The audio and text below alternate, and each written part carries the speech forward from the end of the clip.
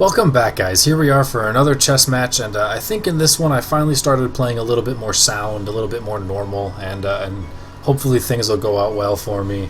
And let's just kind of get this one underway here. So I'm playing as black. He leads off with king pawn, and I've just been really into the Caro Kann lately. It's just what I've been doing, so that's what I'm going to keep doing. And he plays the version that I like most. I like when people do that. Obviously, it gets in my way. It's really annoying, but I like being able to move my bishop out, as opposed to otherwise if they just leave their pawn there and other things happen with other pieces. I can never get this guy out there because the pawn's sitting on it, and I hate that. So I like when people do that. It makes me happy. I can move my bishop, and then I don't have to worry about blocking it in with the pawn.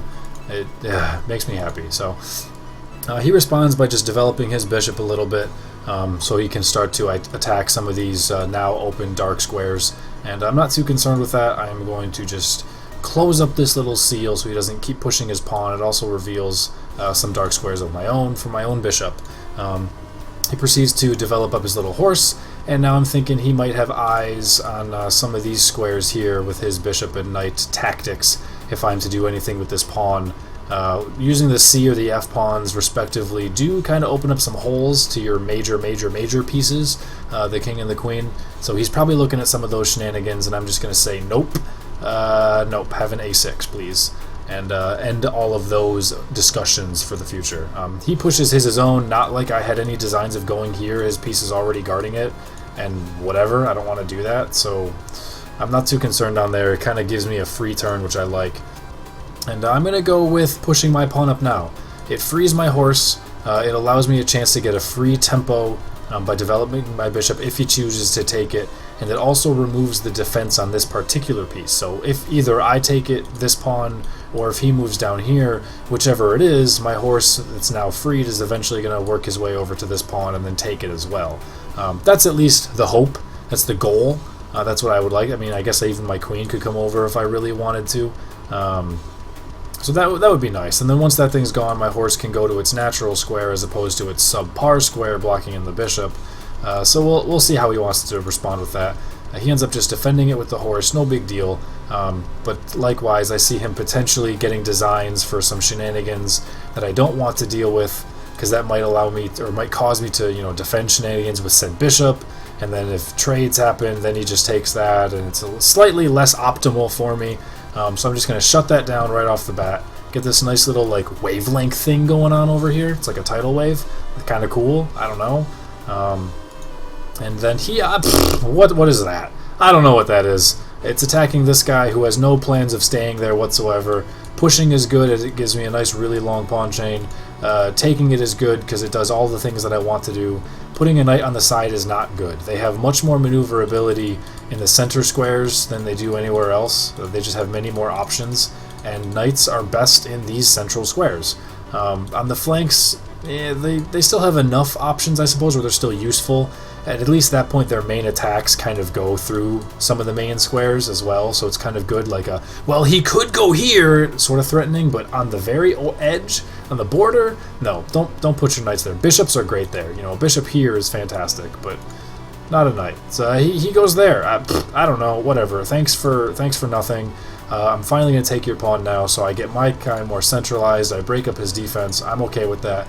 He develops his horse, attacking my bishop. And first, I am going to run my bishop up forward. Instead of running it all the way back to one of my safe squares initially, I'm going to move up first. I fully expect him just to push this pawn and then cause me to run all the way back, but that's fine. It would open up this nice long diagonal, which I have two pieces that would be more than happy to stare down it. Granted, as far as the queen is concerned, I'd have to chase this knight away first. But I'm really hoping I can get him to weaken this first. But I fully expect to eventually rush him back to one of these two flight squares, not quite sure which. Doesn't really matter. And hopefully he'll just end up forgetting about the bishop at that point, and I can steal that guy later on in the game. So that's where we are now, but he doesn't quite do that. He pushes this guy? I'm not sure what this does. I'm pretty sure it does nothing. If he wanted to continue pushing, that's fine. I take, and now I've got a free reign onto your knight over there, and sure, I guess you could take the other pawn, but your knight's just kind of hanging out, or maybe, maybe he's got designs of going here. I guess if I take, then he'll just come down with the bishop, and maybe I defend there. He's got 2 pieces attacking it. I suppose that's got to have been what he was looking for. I'm not sure if that's optimal. Because hell, I could even just block it that way with the knight if I really wanted to, which whenever I finally get all my pieces out, then I'm just attacking that guy after all. So I don't think it's that great. It also makes it super enticing for me just to push there now and make this guy just get out of my face, freeing up this square for my queen. But it's whatever. He made a whatever move. I respond with just putting my knight out here because I have designs on going over to this square. It does block my bishop in temporarily, but that's okay since I no longer need the free tempo of having his pawn go here and taking this square. So now my bishop is fine just to wait for a little while longer. And now he decides to take this turn to scare my bishop away, which is what I wanted. Great. I opted for the higher of the 2 flight squares. I don't really know which one's better. They're both good. No big deal. He spends a turn to defend his horse, I guess. I'm not attacking it yet. He's probably just preparing for designs on these squares. Well, not this one. Which he can't otherwise do because this guy's kind of in the way. But he's planning on moving that guy, right? I'm not sure. So that's where he goes. I guess it frees up his queen vertically. It doesn't really do anything for him. And I take this opportunity now to free up my knight. I could have really used either knight. I don't think using this guy would have been bad. It would free my bishop up, but then he's still in home square as opposed to having him move up now. This obviously isn't terrible at all. It's attacking both of those guys. My bishop is guarding it. It's whatever. But I opted to get the extra development, that extra half little development, since he's not really in that great of a spot, but he was really sitting back at home, connecting my major pieces as well. Attacking his horse, so that way if he takes it, his horse is much more centralized, much more developed. It's taken 2 turns to get there, more time. My horses have both just made their first move right now. They're both doing absolutely nothing. So if I can get him to make that trade, I'm okay with that. That's what I'm hoping, and that's what he does. Fantastic. I could take it with the pawn and then have a nice little pawn chain, but just didn't end up doing it that way. I wanted to take it with the horse, so I take it with the horse. Comes down, his bishop attacking my queen. Not terribly concerned about it. I got a few options where I can move it. I have designs for this horse, obviously, to take the pawn anyway. And his light squared bishop can't come down here because my pawn is still defending that nice long diagonal. So it's whatever. His horse comes down to further attack my queen, however. Going here is not terrible. I'm still defending this pawn if he wants to attack that. But he's just got a lot of pieces kind of in this area now. They're all developed, and it's, there's things he could do. My bishop is doing nothing. I was hoping I could gain some tempo, again, with the pawns way back at the start of the game. It never ended up working. So really this bishop is kind of a hindrance. It's in my way of castling. I'm just going to make the trade and get rid of it. I also, for whatever reason, I expected him to take it with the pawn. That's a bad play. I don't know why I thought that. He takes it with the bishop, which is much better, so I still can't castle. Don't! I didn't think about that. But now that the board's kind of clear, he no longer has a whole lot of pieces kind of in my face, and I'm able to now get a little bit of breathing room to kind of decide how do I want to play the rest of the game now. I still have this pawn sitting out over here, so I'm going to take that first. That's kind of the most important part. It's not really a great square for the horse to be, unfortunately, but what, is he going to push this guy again? I guess he could. This isn't a bad spot for the horse. It blocks off his light squared bishop, and it's nice and defended kind of up in his face. So I guess that's not awful, but, whatever. So he goes down here and to attack my bishop. Kind of the same thing I was just doing with my horses against his. His bishop had been doing nothing, so he wants to try and trade for one of my guys that's been developed. He can either take it with, well, he would have to take it with this pawn, which it does isolate it in the middle. It does get it back to the middle, however, and then his queen's defending it, so it's not a huge deal, and he kind of gains a little bit of tempo by me using one of my developed pieces. And I figured, no, you know what, I don't want to have, horse versus bishop kind of game. I'd rather have opposite bishops, I think, with light and dark bishops on each opposing side. So I'll just take it with the horse, because again, he's not in a great spot right now. He's not guarded by anything, and he's not really accomplishing anything. So the game is opened up at this point as well. Horses are better closed. This game is much more open. So I'm going to take it with the horse, put him in check, so we must respond with it. He'll end up taking with the pawn, and, well, he didn't take with the pawn. I guess he didn't like the fact that it is ugly, but he preferred the fact of me taking a free bishop, so that makes no sense.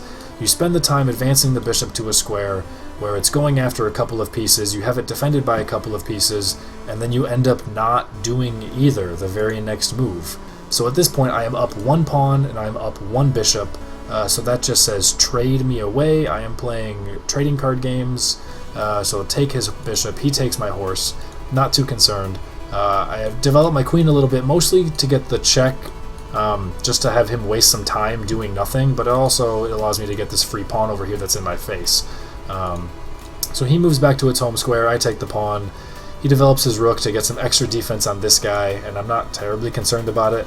Now that I firmly have the game kind of in a secure position, I'm going to take the time to castle, and he's just kind of left to his own devices at this point. I don't know what you're going to do. This rook is really in a bad spot since he can't castle anymore. His king has moved, negating that capability, and it's going to take him 3 turns to get into relevance, so that's fantastic. And all of his pawns are kind of loose, kind of broken, kind of bleh, and mine are still pretty solid. So he spends a turn pushing it, and I take this opportunity to put him in check. I kind of fully expected him to move his king here, and then that allows me to put my bishop over here attacking it, and his only response at that point is to lose his queen for my bishop, which I would be very happy with, of course. But he doesn't. He's just going to end up trading queens instead by blocking it off, and hey, when I'm up a piece and a pawn, I just want to trade, right? Nope! I'm going to take his rook that's now no longer defended, and it's just... oh, it's awful for him.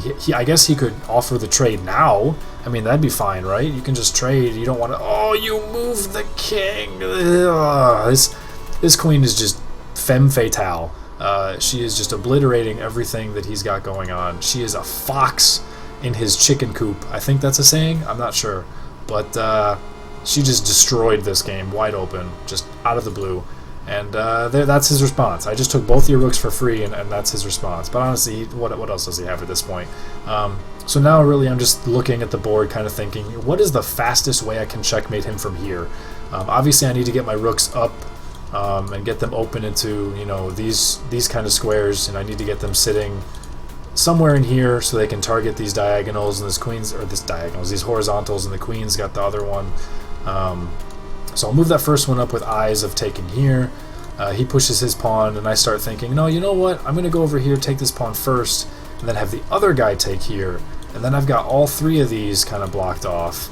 And so I can let my queen do the rest, or move this guy up. It's whatever. I'm just going to start taking away entire rows at a time here.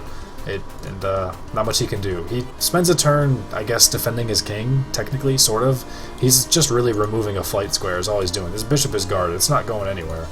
So I double up my rooks just in case he has any ideas of going down here, if they're not connected, and maybe taking a rook and putting me in check. It's not really a huge deal at this point. I'm up so much, but just doubling the rooks is never bad. If he does want to push his pawn, then I still have 2 pieces attacking this one, I guess. It's whatever. He goes down here trying to, maybe he can think he can steal something, and ooh, scary attacks down in, you know, my chicken coop. But no, my queen is a fox. Your queen is not. So I take 1 free pawn. He attacks my rook. I don't care. I'm putting him in check. And now it's really just a game of how fast can I checkmate him. If he goes down here, you know, queen attacks the diagonal, and then he's got to figure out where to move. If he moves down here, you know, maybe my bishop puts a check on him, and then he still has to move. At that point, he would have to pick one of those squares, and I can develop this other rook to attack them. And then he's really looking at, like, here, and then I've got potential pawn checkmates going on. I don't know. It's not very healthy. He ends up just going more towards the middle of the board, which I don't know if that's any better. And I put him in check all the way with another queen. He actually resigned right here, but it didn't really matter. There's checkmate in 1 or 2 moves at that point. He moves on down, and no matter what you do, you really can't lose at this point. You know, you've got rooks making checks and rooks making checks, and well, don't make a pawn check. You know, queen could check here, queen can check all the way down here, and I'm pretty sure that there we go. That's the actual square for checkmate, and that does it. So a much easier game this time around. But I would like to say that it wasn't just because of his mistake that he made by giving me a free piece.